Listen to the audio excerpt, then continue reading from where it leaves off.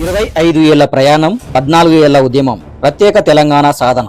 జలదృశ్యం నుంచి ప్రారంభమైన బీఆర్ఎస్ ప్రయాణం ఈ రోజు 26వ ఆవిర్భావ దినోత్సవం ఘనంగా జరుపుకుంది. బెజ్జంకి మండల కేంద్రంలో భారత రాష్ట్ర సమితి బీఆర్ఎస్ పార్టీ 26వ ఆవిర్భావ దినోత్సవ వేడుకలు అత్యంత ఘనంగా నిర్వహించారు. మండల అధ్యక్షుడు పాకాల మైపారెడ్డి ఆధ్వర్యంలో నాయకులు, కార్యకర్తలు, అభిమానులు పెద్ద సంఖ్యలో పాల్గొని ముందుగా పార్టీ జెండాను ఘనంగా ఆవిష్కరించారు. ప్రతి గ్రామంలో గ్రామ శాఖ అధ్యక్షులు కూడా పార్టీ జెండాను ఎగురవేసి సంబరాలు నిర్వహించారు. అనంతరం పాకాల మైపారెడ్డి, లింగాల లక్ష్మణ్, చెలుకల తిరుపతి రెడ్డి గారు మాట్లాడుతూ తెలంగాణ ఆత్మ గౌరవ ప్రతీకగా 2001లో జలదృశ్యం నుంచి బీఆర్ఎస్ పార్టీ ప్రారంభమైందని గుర్తు చేశారు. 25 ఏళ్ల ప్రయాణంలో అనేక ఒడిదుడుకులను ఎదుర్కొంది. కె చంద్రశేఖరరావు నాయకత్వంలో 14 ఏళ్ల నిరంతర పోరాటంతో 60 ఏళ్ల ప్రత్యేక రాష్ట్ర స్వప్నాన్ని స్వాకారం చేసిందని తెలిపారు. తెలంగాణ సాధించిన తర్వాత 10 ఏళ్ల పాలనలో రైతులు, పేదలు, విద్యార్థులు, మహిళలు ఇలా అన్ని వర్గాల సంక్షేమం కోసం అనేక పథకాలు అమలు చేశారని గుర్తు చేశారు. ప్రస్తుతం ప్రతిపక్షంగా కూడా ప్రజల పక్షాన పోరాడుతూ ప్రభుత్వ వైఫల్యాలను బయటపెడుతూ మళ్లీ ప్రజాదరణ పొందబోతుందన్నారు. ప్రత్యేక రాష్ట్రాన్ని సాధించి తెలంగాణకు వెలుగులు పంచిన పార్టీగా బీఆర్ఎస్ నిలిచిందని నాయకులు పేర్కొన్నారు. ఈ వీడియోను షేర్ చేసి మరింత మందికి తెలియజేయండి. ఇలాంటివి లోకల్ పొలిటికల్ అప్డేట్స్ కోసం మా ఛానల్ ని సబ్స్క్రైబ్ చేయండి. అదే విధంగా 2014 నుంచే 10 సంవత్సరాలు అధికారంలో ఉన్నాడు. మళ్ళీ ఇప్పుడు 3 సంవత్సరాలు ప్రతిపక్షంలో ఉన్నా నిశ్చేతంగా పనిచేస్తుందంటే బీఆర్ఎస్ పార్టీ అని చెప్పక తప్పదని తెలియజేసుకుంటున్నాను.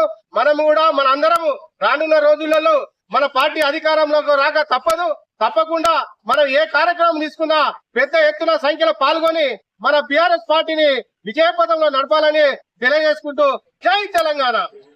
మాజీ ముఖ్యమంత్రి చంద్రశేఖరరావు గారు తాను ఒక్కరిగా బయలుదేరి ఒక్కొక్కటి అనే మాదిరిగా తప్పంట వర్ణాలను ఏకం చేసి మరి 2014లో మన తెలంగాణ సాధించిన తర్వాత మన తెలంగాణలో ఉన్నటువంటి నీళ్ల సమస్యను ముందుగా పరిష్కరించాలనే ఉద్దేశంతో ఎక్కడో దూరంలో ఉన్నటువంటి కాళేశ్వరం ప్రాజెక్టు నీళ్లు తెచ్చి మరి మన ఎత్తైన పీఠభూమి లాంటి ఇందంతకుంట కావచ్చు, ఎజ్జెక్కి కావచ్చు, తర్వాత తెలంగాణలోని చాలా ఎత్తైనటువంటి ప్రాంతాలను కూడా సస్యశ్యామలం చేసినటువంటి ఘనత మన కేసీఆర్.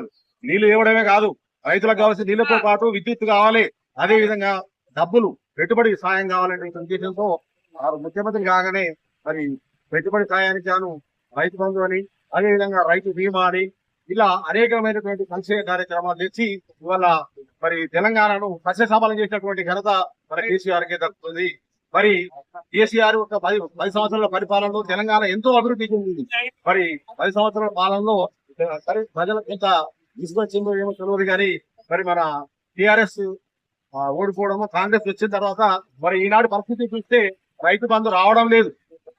ఇంకా రైతు బంధు లాంటి అనేక సంక్షేమ పథకాలు మూలమైనటువంటి పరిస్థితి మనం చూస్తున్నాం. అదే విధంగా మరి తెలంగాణ పార్టీ స్థాపించినటువంటి కాళేశ్వరం ప్రాజెక్టు ద్వారా సస్యశ్యామలం అయిన తర్వాత రైతులు మక్కలు కావచ్చు, సన్ఫ్లవర్ కావచ్చు, అనేక రకమైనటువంటి పంటలు పండిస్తా ఉన్నారు. మరి వాళ్ళ ఇంతకుముందు రైతులు వచ్చి చెప్తా ఉన్నారు మార్కెట్ లో రాండి ఒకసారి ధర్నా చేద్దామని. అంటే వాస్తవంగా రైతులు గత 2 రోజుల నుంచి మార్కెట్ లో వసుకొని వాళ్ళను ఏం చేయాలో అర్థం కాని పరిస్థితి. ఎవరు వర్షం అంటే అసలు ఎటు కొట్టకపోతే అర్థం కాని పరిస్థితి. కాబట్టి దయచేసి మరి ఆ మార్కెట్ లో ఉన్నటువంటి వాటిని త్వరగా కొనుగోలు చేసి రైతులను ఆదుకోవాలని సందర్భంగా కోరుతున్నాం. అదే విధంగా ఈనాడు జరుగుతున్నటువంటి పరిస్థితులను చూసి ప్రజలంతా కూడా సారే రావాలి, కేసీఆరే రావాలి అనేటువంటి నినాదం ప్రజలందరి నోట వినపడుతుంది. కాబట్టి మరి మా కుటుంబ సభ్యులందరం కూడా ఇంతకుముందు మా గౌరవ పార్టీ పెద్దలు చెప్పినట్టు తప్పకుండా మరి ప్రతిపక్షంగా ఈనాడు ఉన్నటువంటి మేము ప్రతిపక్ష స్థానంలో ఉన్నాం. ప్రతిపక్షంగా తప్పకుండా మేము ప్రభుత్వం యొక్క తప్పిదాలను ఎత్తు చూపుతాం. అదేవిధంగా మరి ప్రజలకు ఉపయోగపడేటువంటి ప్రతి కార్యక్రమాన్ని కూడా మేము చేపడతాం, సక్సెస్ చేస్తామని సందర్భంగా తెలియజేస్తుంది. జై హింద్, జై తెలంగాణ, జై కేసీఆర్.